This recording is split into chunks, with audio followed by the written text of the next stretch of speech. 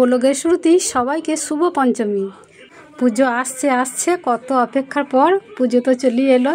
মা তো একদম সাজুগুজুভাবে রেডি, এবার নিজেরা সাজতে পারলেই হলো। তো গুড মর্নিং বন্ধুরা, কেমন আছো তোমরা? আশা করছি ভালো আছো, সুস্থ আছো। চুমকি হাজরা ব্লগ চ্যানেলে তোমাদের সবাইকে স্বাগত। আর আমিও ভালো আছি। সত্যি কথা বলতে কি, পুজো আসছে আসছে এটাই ভালো। পুজো চলে এলে এই তো কটা দিন জমজমাটিভাবে কাটবে, তারপর সব ফাঁকা হয়ে যাবে। তখন কত মন খারাপ লাগে বলো তো, খুব মন খারাপ হয়, তাই না? তাও তো এবছরে পুজোগুলো খুব তাড়াতাড়ি তিথির কারণে, কিন্তু এত তাড়াতাড়ি পুজো না হওয়াটাই ঠিক ছিল। মনে হয় যেন একটু একটু দেরিতে হলে সারা মাসটা বেশ পুজো আসছে পুজো আসছে এই আনন্দের অপেক্ষাতে পুজোটা চলেই আসবে, তখন কিন্তু অনেক ভালো লাগতো। দুর্গা পুজো যদি সকাল সকাল হয় তো কালী পুজো তো আবার ভোর ভোর গো, মানে মাসের শুরুতেই 2 তারিখই পুজো। তাহলে ভাবো সারা কার্তিক মাসটা জুড়ে কত ফাঁকা ফাঁকা লাগবে পুজোটা যেই হয়ে যাবে। তো দুর্গা পুজো পরই হচ্ছে লক্ষ্মী পুজো, তারপরেই কালী পুজো। তো সাজো সাজো রব এখন থেকেই যাবে, যত খুশি সাজতে পারো। বিশেষ করে যারা সাজতে ভালোবাসে তাদের কথা বলছি। যারা পূজা আসছে করে আনন্দের সাথে উৎসাহে পার্লারে ছুটে হেয়ার স্টাইল করে, ফেসিয়াল করে, স্পা করে, যাদের কাছে পুজোটা একটা বিশাল ব্যাপার স্যাপার, দামি দামি মেকআপ করা, দামি দামি ম্যাচিং ম্যাচিং শাড়ি পরা, জামা পরা, তারা কত এনজয় করে। সত্যি তাদেরই জীবন, তাদেরই ভাগ্য। আর আমরা, আমাদের তো একঘেয়েমি জীবন, সারাদিনের মধ্যে একবার চুলটা আঁচড়াই, তাতেই বাবা সময় পায় না এক একদিন আবার। কিন্তু যারা সাজুগুজু করে ঠাকুরতলায় আসে ঠাকুর দেখতে, তাদেরকে দেখে কিন্তু খুব ভালো লাগে।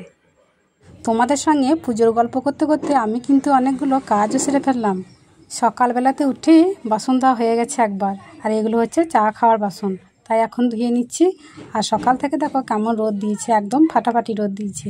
তাই মা দুর্গার কাছে মনে মনে প্রার্থনা করছি যে পুজোর এই কটা দিন যেন এইরকমভাবেই রোদ বাতাস থাকে, সবাই যেন আনন্দের সাথে পুজোটা উপভোগ করতে পায়। খবরেতে শুনছি যে পুজোতে ঝড় বৃষ্টি খুবই হবে, যে মনটা খুব খারাপ লাগছে যে এখন এত রোদ দিয়েছে আর পুজোর সময়তেই এত খারাপ ওয়েদার হবে, তাহলে কত খারাপ লাগে বলো তো। পুজো যখন হবে তখন গিয়ে তো একটু দাঁড়াতেও পাবো না, একটু বসতেও পাবো না।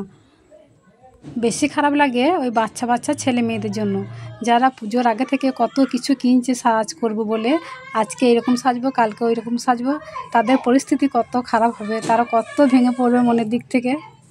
এত রোদ্দুর দিয়েছে, দেখে মনে হচ্ছে অনেকটা বেলা হয়ে গেছে, কিন্তু বাজে এখন 8:30। আজকে আমি অনেকটা সকাল সকাল উঠে কাজকর্ম করছি। তো আজকে নিরামিষ খাবো, সেই জন্য তো কাজকর্ম বেশি বেশি থাকবেই। তো তাড়াতাড়ি করে সব কাজগুলো করে নিয়েছিলাম। তো রান্না বসিয়ে দিয়েছি, ওইদিকে ভাত হচ্ছে আর এদিকে হচ্ছে আলু ভাজা, একদম তেল দিয়ে মুচমুচে করে আলু ভাজবো। যেদিন নিরামিষ খাবো সেদিন তো আরও ভাবনার বিষয় যে আজকে কি রান্না হবে। সবজি টবজি রান্না করে তো কোনো লাভ নেই, কেননা ছেলেটা খাবে না, আর একার জন্যে আর কি রান্না করব, একটু একটু করে খাবো।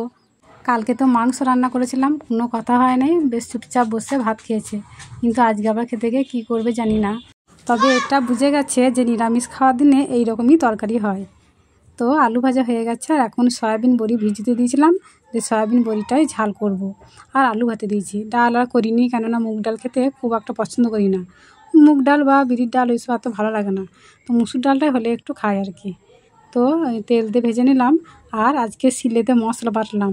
তো নিরামিষ খাওয়ার দিনে সিলেতে মশলা বাটলে তবুও ভালো লাগে খেতে, গুঁড়ো মশলা তো একদমই ভালো লাগবে না। আর শুকনো লঙ্কা বেটে দিয়েছি, দেখো কেমন কালারটা হয়েছে, একদম লাল টকটকে কালার হয়ে গেছে। তো 3-4টে লঙ্কা দিয়েছি। এমনিতেই নিরামিষ তরকারি পেঁয়াজ দেওয়া হবে না, তার মধ্যে যদি নুন ঝালটা না হয় তাহলে তো তরকারিটা খেতে ভালোই লাগবে না, তাই না? সকাল থেকেই শরীরটা খুব খারাপ করছিল, কালকে রাত্রে ঘুমটা ভালো করে হয়নি, তো সেই জন্য আরও। আর এখন রান্না করতে গিয়ে না দিক দিক করে পেটে ব্যথা করছে, তাই একদম রান্না করতে ভালো লাগছে না। তো তাই নিয়ে কষ্ট করে রান্নাটা করি, আমি না খেলেও এখন ছেলেটা তো খাবে, ও এখন স্নান করছে। স্নানের পর ও একদম একটু অপেক্ষা করে থাকতে পারে না, মানে স্নান হয়ে গেলে তো কোলের কাছে ভাত বেড়ে দিতে হবে, তা না হলে লম্ফ ঝম্প শুরু করে দেবে।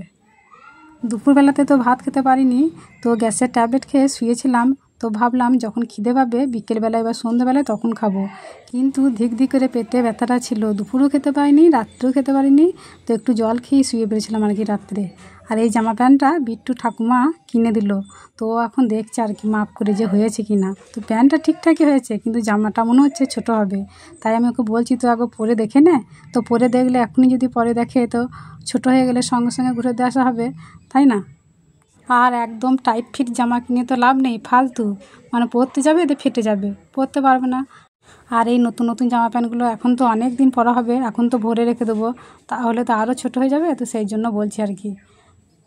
জামাটা দেখতে ভালো কিন্তু গায়েতে হলো না, ছোট হয়ে গেল, ফেরত দিতে হবে। আমি বললাম সঙ্গে সঙ্গেই যা, এক্ষুনি ফেরত দিয়ে আসগা, তো বললো না এক্ষুনি আর যাবো না, দোকানে প্রচণ্ড ভিড়, পা বাড়াবার জো নেই, তো সেই জন্য কালকে যাবে, দিয়ে ফেরত দিয়ে আসবে। দেখছো একদম হচ্ছে না পরতে গিয়ে, কী দরকার তাই না, টাকা দিয়ে জিনিস কিনে যদি জিনিসটা না পরতেই পায়। জামাটা কত টাইট হয়েছে দেখো, খুলতে পারছে না গো, তাহলে আর কিছুদিন পর জামাটা পরতেই পারবে না। তা এইরকম করে কটা জামাই ছোট হয়ে গিয়েছিল, পরতেই পারেনি গো। যখন ছোট ছিল তখন ভালো ছিল, নিজে যেটা পছন্দ করেছি সেটাই পরিয়ে দিয়েছি, আর এখন তো সেটা শুনছে না, এখন ওর পছন্দ মতো নিচ্ছে, দিয়ে আমার আর ভালো লাগছে না গো। এখন কটা মিষ্টি ছিল তাই খাচ্ছে, দিয়ে আমাকে জিজ্ঞেস করছে মা খাবে, আমি কোথায় খাবো, আমি তো চুপচাপ শুয়ে আছি, উঠতেই পারছি না, সকাল থেকে এত পরিষ্কার পরিচ্ছন্নভাবে কাজ করলাম নিরামিষ খাবো বলে, কিন্তু আমার কপালে আর দিনে রাতে ভাত জুটলো না, কিচ্ছু খেতে পারলাম না, একটু জল খেয়ে শুয়েছিলাম। তো বন্ধুরা, আজকের ভিডিওটা এই পর্যন্তই, দেখা হচ্ছে আগামী পর্বে। সবাই সুস্থ থাকো, ভালো থাকো।